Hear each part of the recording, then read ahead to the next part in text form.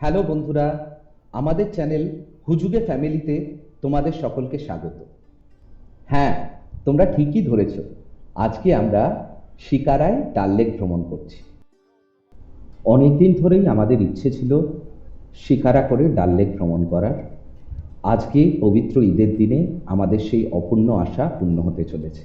শিকারায় ঘুরতে ঘুরতে কী কী দেখা যায়, কখন শিকারায় ঘোরার আদর্শ সময়, আর শিকারায় ঘুরতে কত খরচ পড়ে, এই সমস্ত বিস্তারিত তথ্য আজকে এই ভিডিওর মাধ্যমে তোমাদের সামনে আমরা তুলে ধরব। আশা করি তোমাদের এই ভিডিওটা ভালো লাগবে আমাদের মতো।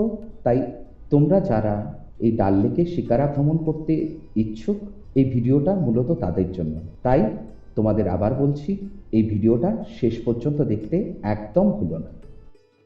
শিকারা রাইড হলো শ্রীনগরের মুখ্য আকর্ষণ, আর এই শিকারা রাইড না করলে শ্রীনগর ভ্রমণই বৃথা।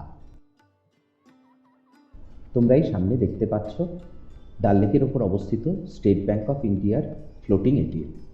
এই নিয়ে ভারতে দ্বিতীয়বার ফ্লোটিং এটিএম দেখলাম। এর আগের বার দেখেছিলাম সুদূর কেরালায় অবস্থিত ভেম্বানাড লেকে।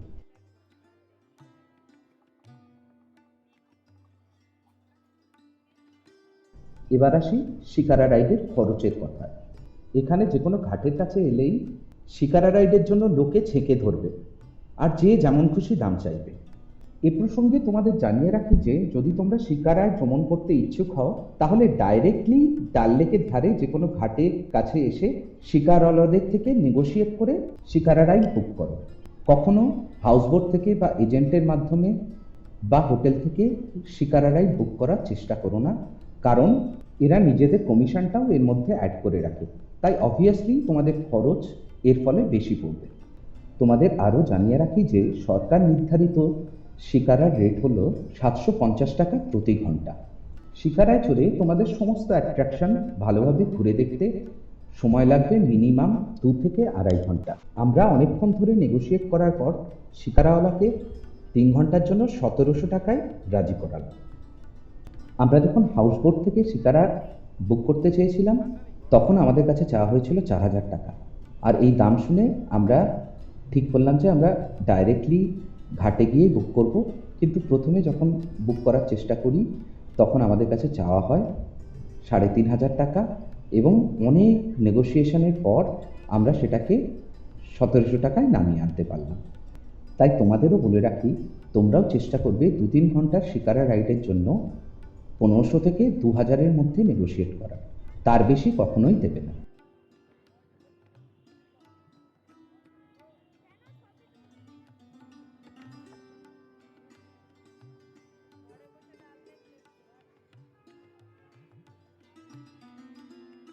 এবার আসা যাক কোন সময় সবথেকে ভালো শিকারায় ভ্রমণ করার জন্য সেই প্রসঙ্গে। শিকারায় ভ্রমণটাই একটা অসাধারণ অভিজ্ঞতা, তাই যে কোনো সময়ই শিকারা রাইড করো না কেন, তোমাদের সব সময় ভালো লাগবে। তবে আমার মতে শিকারায় ভ্রমণ শুরু করার সবথেকে ভালো সময় হলো দিনের বেলা সূর্যোদয়ের ঠিক আগে আর বিকেলবেলা সূর্যাস্তের ঠিক আগে। কারণ এই সময় তোমরা অন্ধকার এবং আলো দুটোতেই ডাল লেকের অপূর্ব সৌন্দর্য উপভোগ করতে পারবে।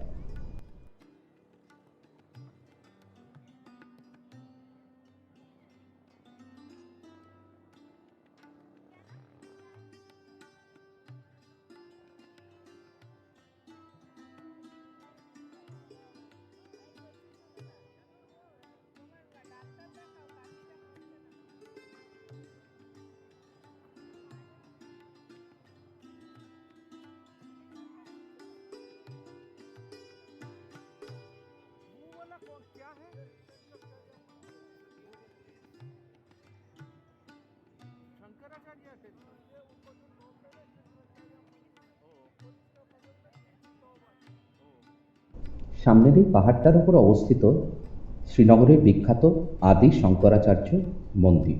তোমরা চাইলে এই 1000 বছরের পুরনো মন্দিরটা দেখে নিতে পারো। এই মন্দিরটা যেমন সুন্দর, তেমনি সুন্দর এর থেকে ডাল লেকের ভিউ।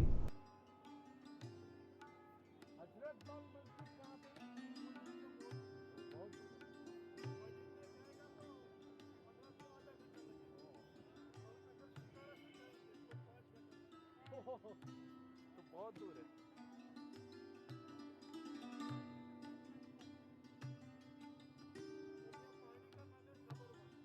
ये जबरमन। हाँ हाँ जबरमन।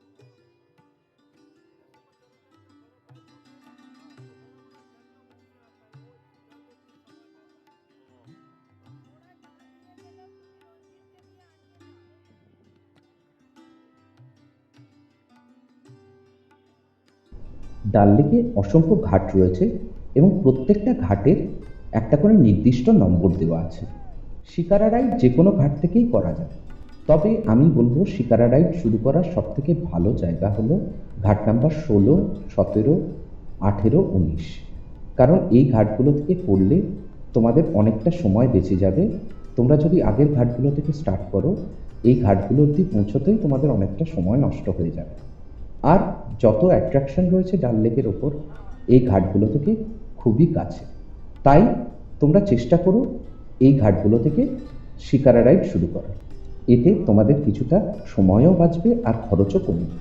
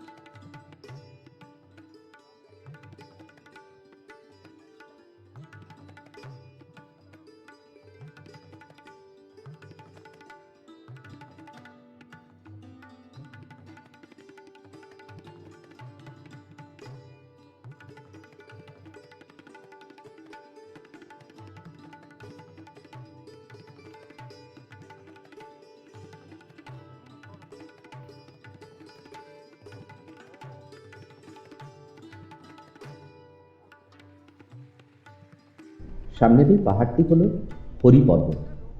কাশ্মীরের শেষ মহারাজা হরি সিংয়ের নাম অনুযায়ী এই পাহাড়ের নামকরণ করা হয়। এই জায়গাটিকে স্থানীয় লোকেরা কোহ-ই-মানও বলে থাকেন। এখানেই রয়েছে শ্রীনগরের বিখ্যাত কাশ্মীর ফোর্ট। এই ফোর্টের মূল প্রাচীরটি সম্রাট আকবর দ্বারা নির্মিত 1590 সালে। 1808 সালে দুরানি সম্রাটের আদেশে এই মূল কেল্লাটি নির্মিত হয়। এখানেই ঐতিহাসিক কাশ্মীর ট্রিটি স্বাক্ষরিত হয় তৎকালীন মহারাজা হরি সিং এবং ইন্ডিয়ান গভর্নমেন্টের মধ্যে, যার পরবর্তীকালেই কাশ্মীর অফিসিয়ালি ভারতবর্ষের অংশ হয়। এই ফোর্টে একটি মসজিদ, একটি মন্দির ও একটি গুরুদুয়ারা রয়েছে, যা কাশ্মীরে সর্বধর্ম সমন্বয়ের এক অন্যতম নিদর্শন। 2021 সালে 15ই আগস্ট স্বাধীনতা দিবস উদযাপনের উপলক্ষে এখান থেকেই 100 ফুটের এক বিরাট জাতীয় পতাকা উত্তোলন করা হয়।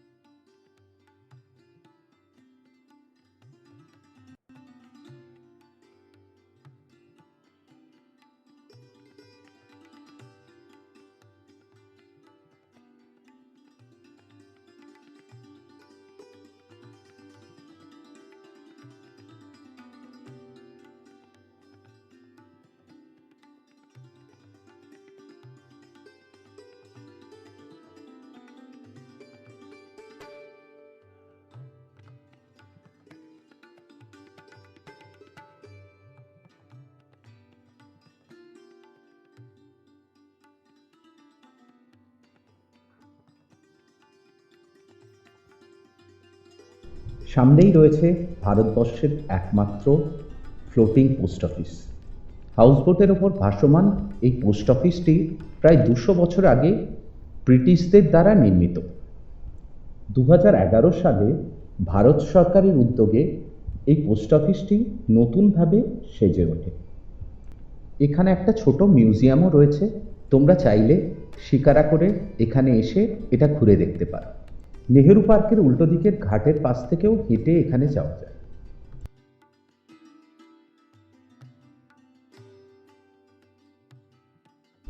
এই সামনেই রয়েছে শ্রীনগরের বিখ্যাত নেহেরু পার্ক। এখানে পার্ক ছাড়াও রয়েছে বোট হাউস ও রেস্টুরেন্ট। পুরো শ্রীনগরের ওয়াটার স্পোর্টসের এটা হচ্ছে আদর্শ জায়গা। এখান থেকেই সমস্ত ওয়াটার স্পোর্টসগুলো স্টার্ট হয়। শিকারা রাইড করতে করতে তোমরা চাইলে এখানে কিছুক্ষণ দাঁড়িয়ে সময় কাটাতে পারো, তোমাদের অবশ্যই ভালো লাগবে। চাইলে ঘাট নাম্বার 15 বা 16 থেকে শিকারা ধরে ডাইরেক্টলিও এখানে আসা যায়।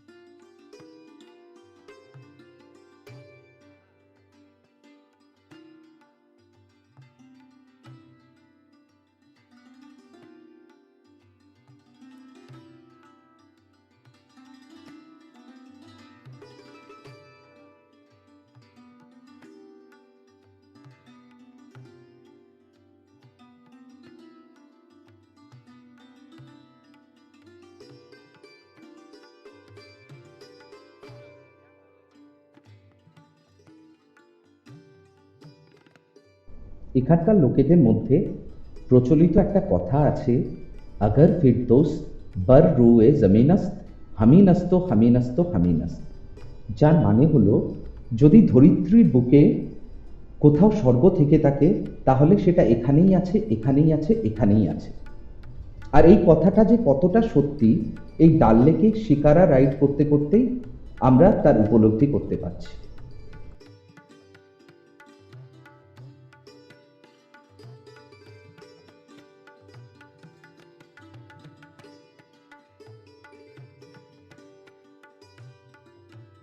তোমাদের সবাইকে বলবো, জীবনও যদি একবার সুযোগ হয় অবশ্যই ডাল লেকে শিকারা করে ভ্রমণ করবে, যার স্মৃতি তোমাদের সারা জীবন মনের মধ্যে রয়ে যাবে।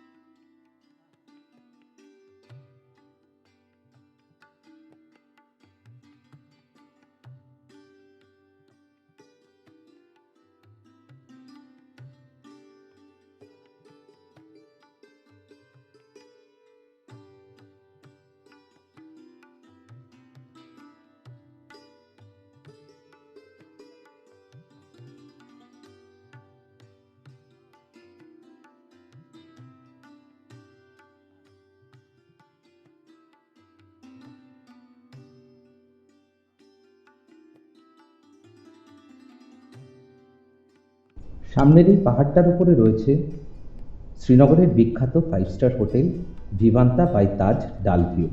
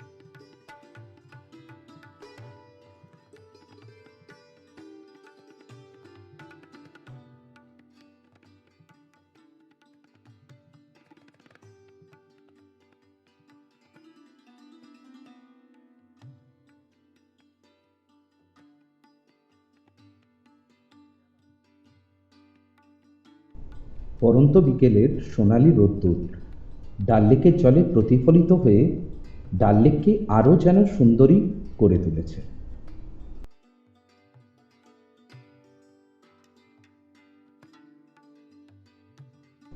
দূরে দেখা যাচ্ছে ডাল লেকের উপর অবস্থিত ভাসমান মসজিদ।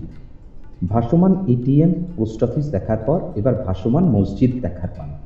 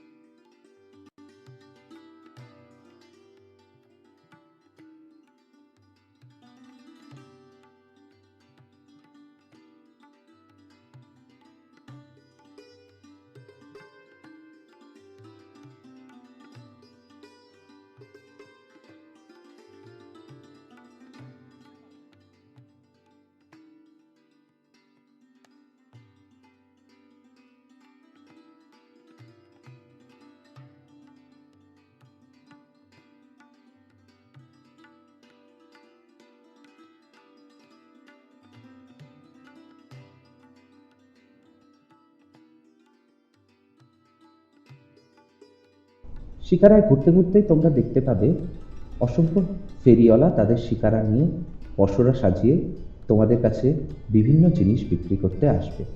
কেউ আসবে কাশ্মীরি কাবাব নিয়ে, কেউ আসবে কাবাব নিয়ে, কেউ আসবে ফুল ফলের সমাহার নিয়ে, কেউ আসবে কাশ্মীরি হ্যান্ডিক্রাফটের জিনিস নিয়ে।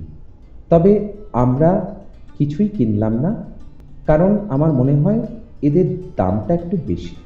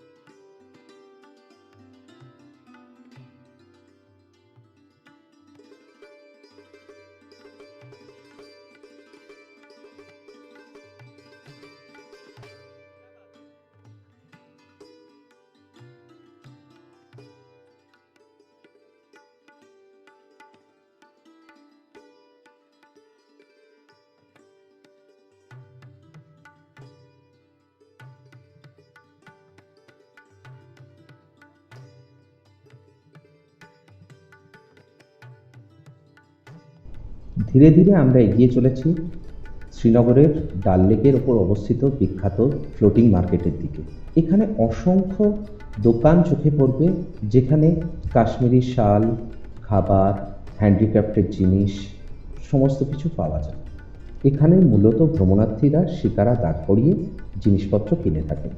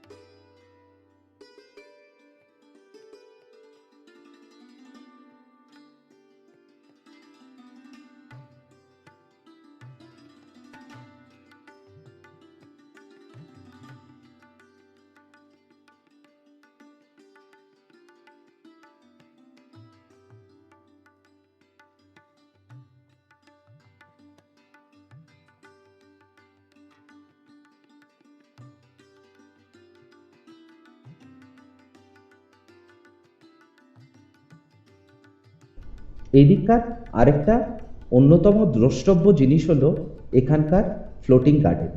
এখানকার কয়েকটি পরিবার মিলে এই ফ্লোটিং গার্ডেনগুলোতে নিজেদের প্রয়োজনীয় শাকসবজি চাষ করে থাকে। এইদিকে এরকম অনেক ফ্লোটিং গার্ডেন দেখতে পাওয়া যায়।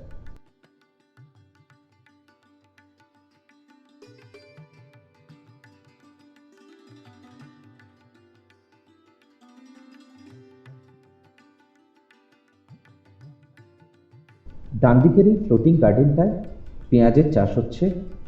অসংখ্য পেঁয়াজকলি হয়ে রয়েছে, তোমরা দেখতেই পাচ্ছ। দেখতে তো বেশ ভালোই লাগছে।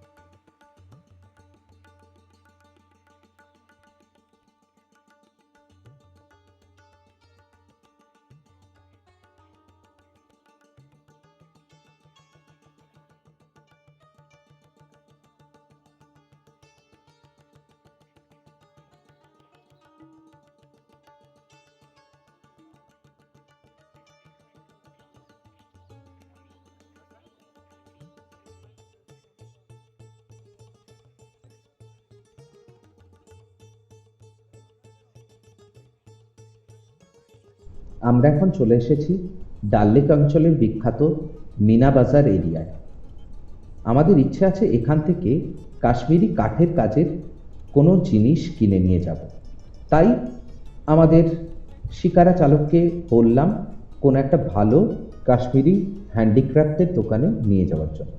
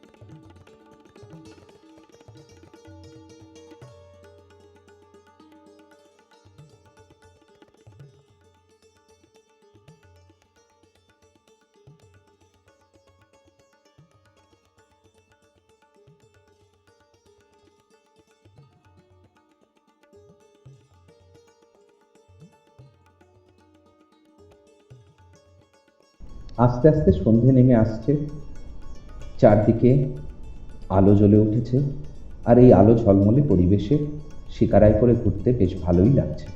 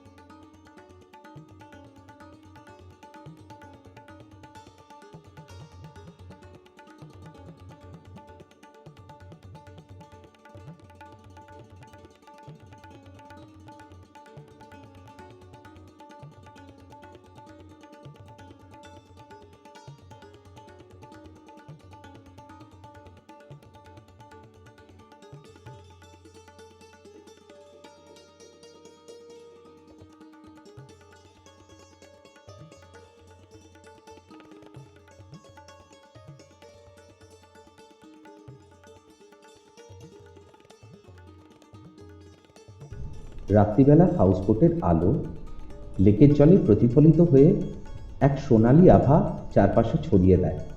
এ এক অপূর্ব পরিবেশ সৃষ্টি করে। তাই জন্য লেকের এই অংশটিকে বলা হয় গোল্ডেন লেক। এই গোল্ডেন লেক বেড়াতে আসার সব থেকে ভালো সময় হলো রাত্রিবেলা।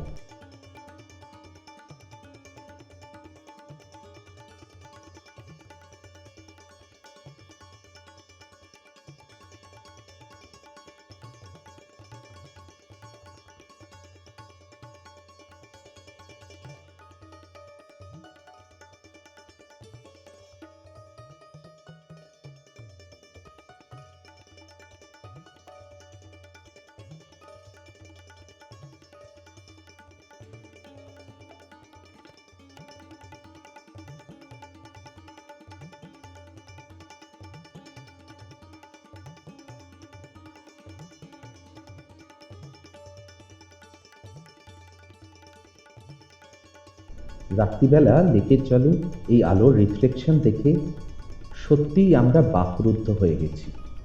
এবার হয়তো তোমরা বুঝতে পারছো যে কেন আমি তোমাদের বলেছিলাম সন্ধ্যে 6টার পর শিকারা ভ্রমণ শুরু করার জন্য।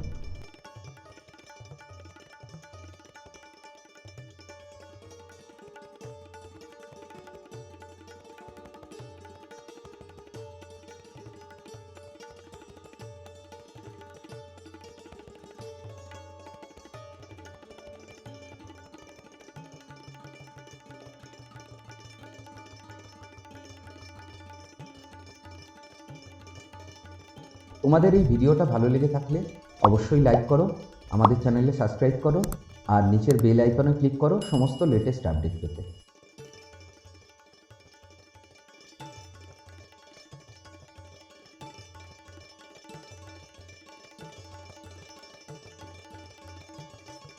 ফেসবুকে তোমরা আমাদের ফলো করতে পারো, আমাদের ফেসবুক হ্যান্ডেল নেম হুজুগে ফ্যামিলি।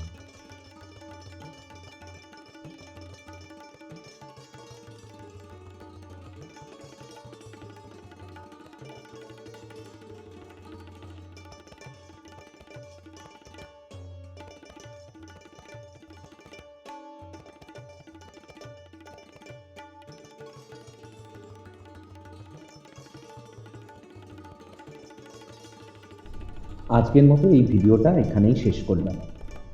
আবার ফিরে আসবো তোমাদের কাছে নতুন একটা এপিসোড নিয়ে, তাই দেখতে থাকো আমাদের চ্যানেল হুজুগে ফ্যামিলি। তোমরা সবাই প্রচুর ঘুরে বেড়াও, সুস্থ থাকো, ভালো থাকো আর আনন্দে থাকো। ধন্যবাদ।